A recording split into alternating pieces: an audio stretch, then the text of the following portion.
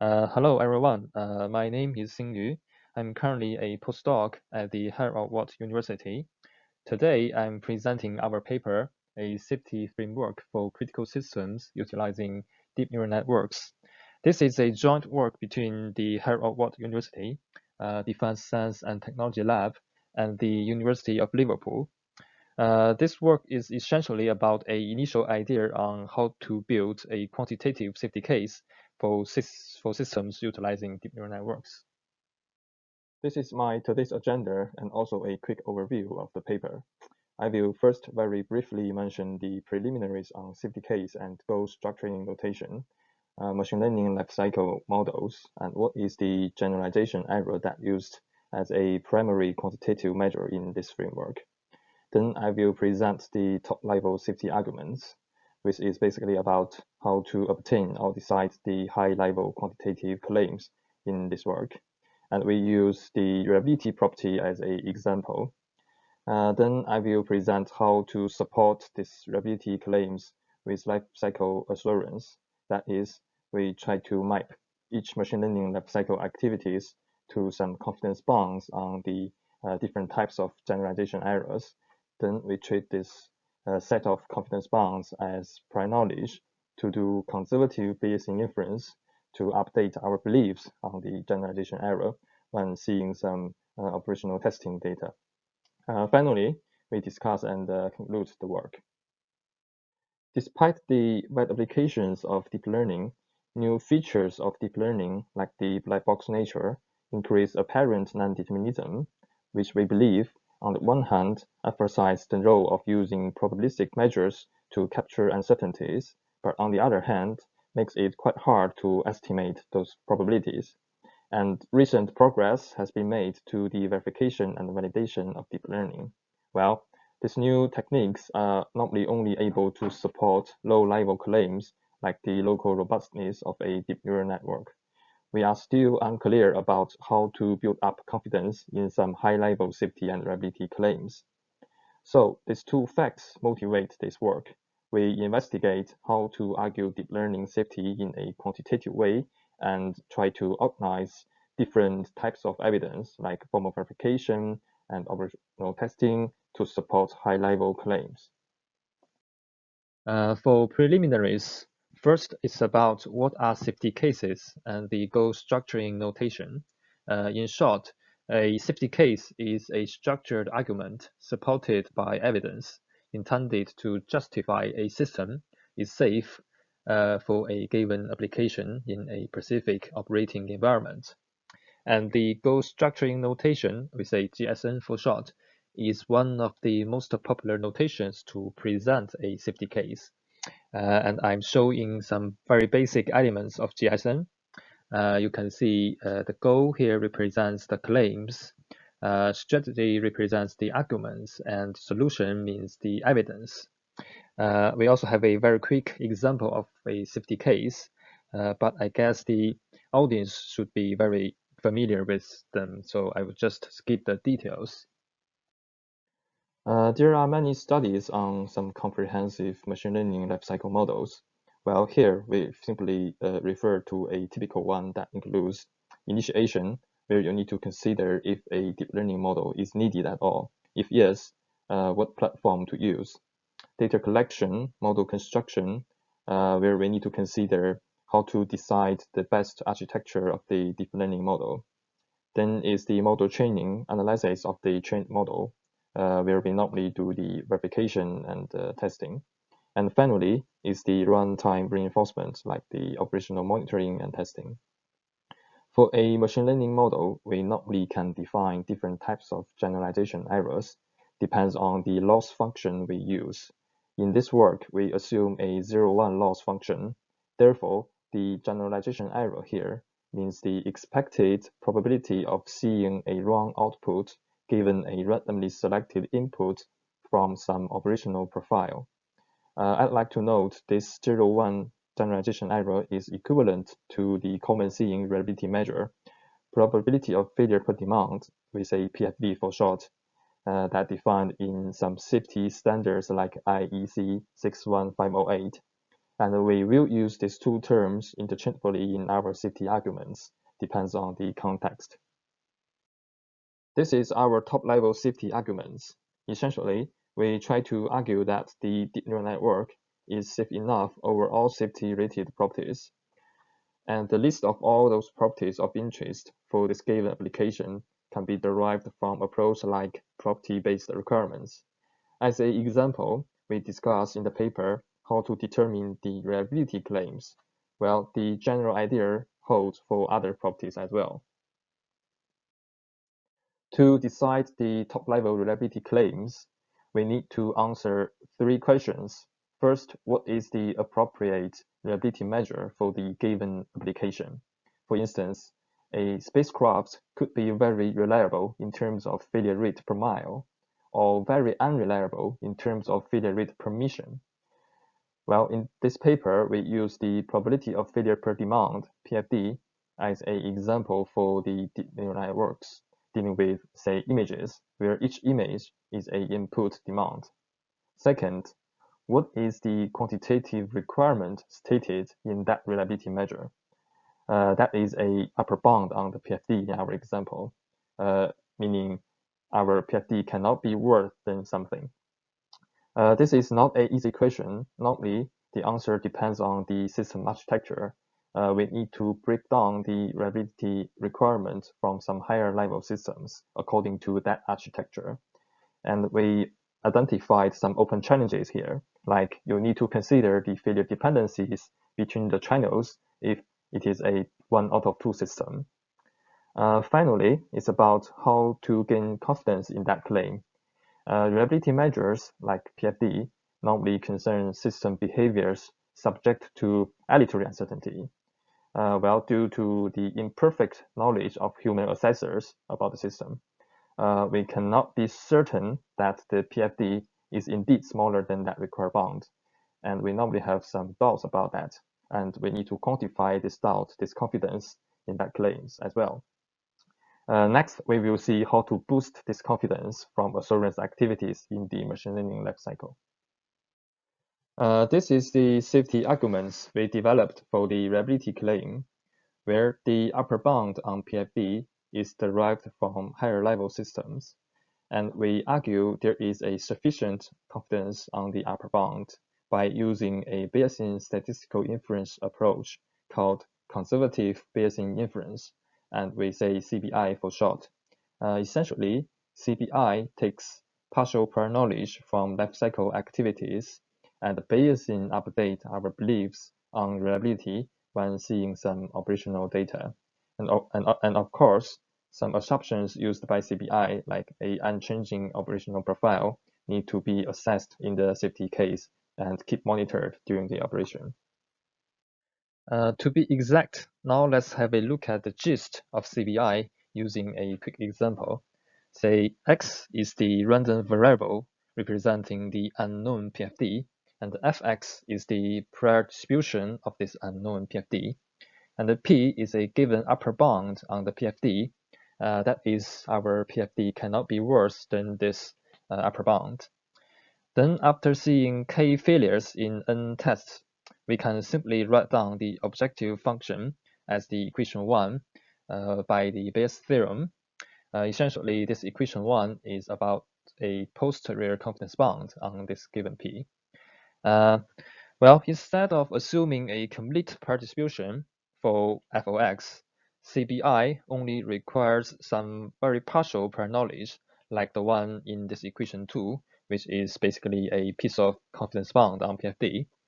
Then CBI solves a optimization problem of what is the prior distribution f of x that minimize the objective function 1 subject to the constraint equation 2. We are minimizing this objective function 1 here because this is the practical meaning of being conservative, and the equation 2 is a piece of partial knowledge in the sense that it is far from the complete prior distribution. Rather, it is just some constraints on the prior distribution, and we know there is a set of infinite numbers of prior distributions satisfying this piece of partial prior knowledge. and we try to find out in this optimization problem what is the corresponding worst case distribution in this set that gives you the minimized objective function 1.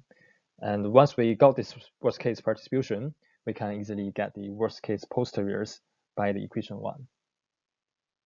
What I have just presented is only a simple example of CBI.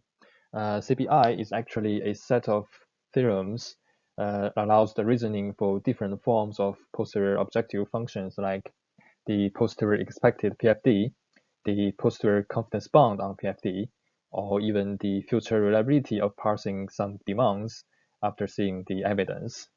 CBI also supports the use of different types of prior knowledge, like the prior mean PFD cannot be worse than something, or as we have seen, a prior confidence bound on PFD. And also, we can say some prior confidence in the reliability of parsing n tests before we actually do the test. In the paper, we also presented some numerical examples in which the objective function is the future reliability of passing some amount of testing given we have seen some failure-free tests, and the prior knowledge is a confidence bound on PFD. If we have a look at this red dot on this solid curve, a possible scenarios could be, before the testing, I have 90% confidence that our PFD of this software cannot be worse than 10 to minus 5. The reason behind this could be I have developed this software strictly against to the safety integrity level 4, and based on some statistics that all 90% of the software developed against sales level 4 and passed the certification can achieve this level of reliability. Then after seeing some failure-free testing like 10,000, then we can almost be 99% confident that our software will survive the next 1,000 tests. In summary, CBI is the fundamental statistical inference argument in our safety case. Instead of assuming a complete distribution, CBI is a optimized Bayesian inference approach using the worst case distribution for the given objective function subject to some partial prior knowledge. Here, these partial prior knowledge are actually the constraints used in this optimization problem. And we believe CBI has some unique advantages, like partial prior knowledge is much easier to get and justify in safety cases. Well, a complete prior distribution normally assumes extra and unjustified assumptions, and this extra information normally lead to optimistic bias in the reasoning. Also, CBI can guarantee on some conservative outcomes because CBI is a set of proved theorems for the given combination of objective function and constraints. Now the question becomes how to get the partial prior knowledge on PFD, which is also the generalization error defined in terms of a 0-1 loss function. First, let's see a known result of decomposing the generalization error, as shown in this equation. From right to left, the first one is the so-called Bayes error, which is non-zero if the ground truth label is not deterministic. For instance, an image could be labeled as wolf by one person and also labeled by as dog by another, and both of them believe their labels are the ground truth. So intuitively, this error captures the uncertainties in the data set and the activities in the initiation and data collection stages in the machine learning lifecycle are trying to reduce this error. The second one is the approximation error of a set of DNNs. That set is determined by the architecture of the DNN, like the number of layers and the choice of the activation functions.